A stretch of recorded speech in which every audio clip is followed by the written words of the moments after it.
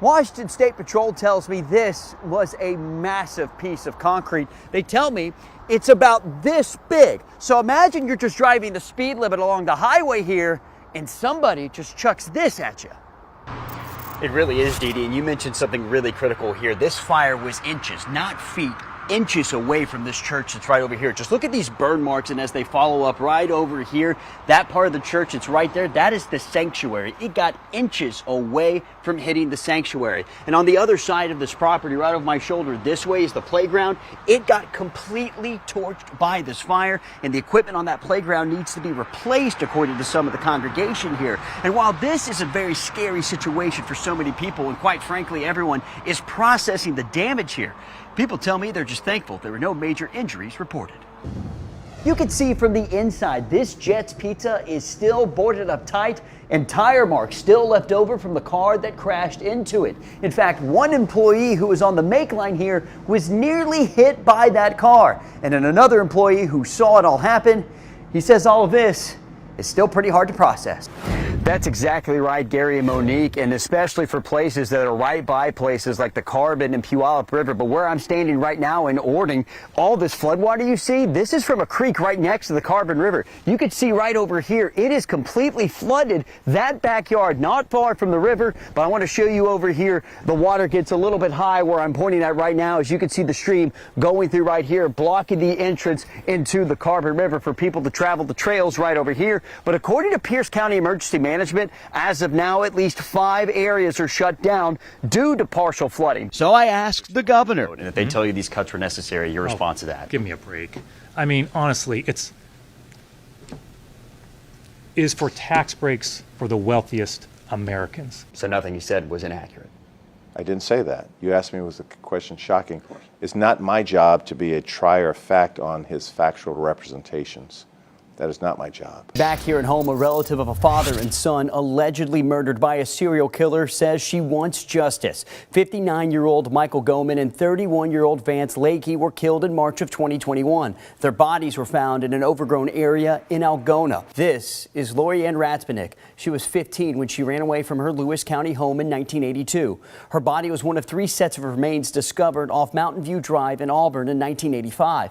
Before now, Ratzbenick's remains were known only as Bone 17. As part of a plea deal to spare his life, Ridgway took investigators to the location where he placed those 3 bodies. Ridgway was convicted of murdering 49 women and teenage girls, but confessed to 71 victims overall. Renton police say the red sedan was speeding down Northeast 3rd Street when the driver lost control and crashed head-on with the bus you see right there. There were 3 people inside the car. The woman in the front passenger seat didn't survive. The 2 men on board had minor injuries. Nobody in the school bus was injured. Police say the rain played a factor in the crash, but investigators believe the driver of the sedan might have been impaired. For Cheryl Gasick and her family, I feel like we are going to court. That's the feeling I have right now, because it's a loss. the pain of her twin sister Carol Selling's murder 14 years ago And the family's been sentenced to life in prison with no parole because we're going to live with this for the rest of our life. still lingers. And her friends and family, we're left with this. Yet when she found out her sister's killer, which was her husband Robert Selland, was out in the public eye, A friend of mine sent me a Facebook post of his to where he is going to be playing Santa. has her livid and terrified beyond all belief. You don't deserve freedom. It was a brutal murder. You took Carol from us. According to the Pierce County Prosecutor's Office, Robert Selland was released last year after spending nearly a decade at Western State Hospital. Prosecutors say he is currently under the Department of Social and Health Services watch. We got a hold of Selland's recent evaluation from Western State Hospital in July. A judge deemed he is active with community mental health providers and DOC. They say he's medication compliant and following all current conditions of his conditional release. And all of that has Cheryl feeling, What's going on? It shouldn't happen. which is why she hopes by spreading the word about it, I want to stop it before it starts because I don't think an innocent child should have to sit on a murderer's lap because people aren't aware You know, here's a perfect example. They're not aware. I don't blame them at all. The pain of losing a loved one is always hard, She can't breathe another breath of fresh air. especially for Cheryl Gasick and her family. You know, she's not watching her kids grow up or her grandkids. Her sister, Carol Selland, was killed by her husband Robert in 2011. He was found not guilty by reason of insanity, spent his sentence at Western State Hospital, and was released last year under a conditional release. To know that he's out walking the streets, living his life, you know, we've always known that, and we live with that every day, and it's tough because she's not coming back. But if you think Cheryl was shocked to learn that Selland was planning to play Santa during the holidays in this parking lot, I couldn't imagine a child sitting on a murderer's lap. I would not want that for my child. so was the business who owns it. And we totally agree with that. I mean, that's, like I said, we didn't know his past. Which is why the family that owns Taqueria El Carbon wants to clear the air. On behalf of my parents who run this establishment, they just want to apologize for any misconceptions. And make things right for the Gasick family. We've basically told him that for the time being to not come around until we have a chance to speak to the family. What goes through your head when you hear that? I'm grateful that there are good people in this world. And the Gasick family hopes the business stays true to their word and bans Selland. I'm just glad that I'm hoping, you know, he's not going to be there, that they're going to take those steps and he won't be there.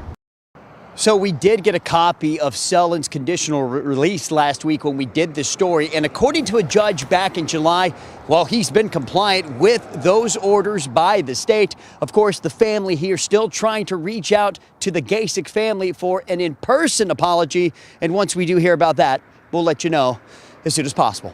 Live in Tacoma, Jake Chapman, KIRO 7 News. That is exactly right, Gary. Sonia Rahman becomes the first ever coach of Indian descent to ever be a head coach in league history. And while she's happy to make that history, well, she would like to do one thing, and that's add to the Seattle Storm's history. A new era of Seattle Storm basketball. So please join me again in welcoming our new head coach, Sonia Rahman. As the Storm and Seattle welcome its next head coach, Sonia Rahman, a move that has the team and fans excited. Now, what kind of coach are they getting? A passionate coach, a coach that really cares, and one who is kind of obsessed with how to get better and how to make this team the best that we can possibly be. And that passion can be seen in her line of work. Before taking the job, she was an assistant with the New York Liberty last season. She also spent 4 seasons with the Memphis Grizzlies in player development. And before that, she was at MIT for 12 seasons, winning multiple conference championships and a trip to the 2020 title. Sonia's a trailblazer, and learning about her road and her career path to getting here to Seattle was really moving. And furthermore, her vision for us and where we could go was very exciting. Rahman also becomes the first ever head coach of Indian descent in league history, while she is happy to be considered a trailblazer in the game. So I need to make sure that I do a good job so that I'm not the last and that I do open doors for this next generation. She knows her and the team's vision is clear. Look behind you, we got 4 banners. Just what do you think is it going to take to get another one up there? I think having championship habits every day that we walk in this building. A mindset she plans to reignite right now. There's sacrifice and hard work, selflessness, putting the team first. I think all of those things are the beginnings of the culture and the formula for success, and then you build from there.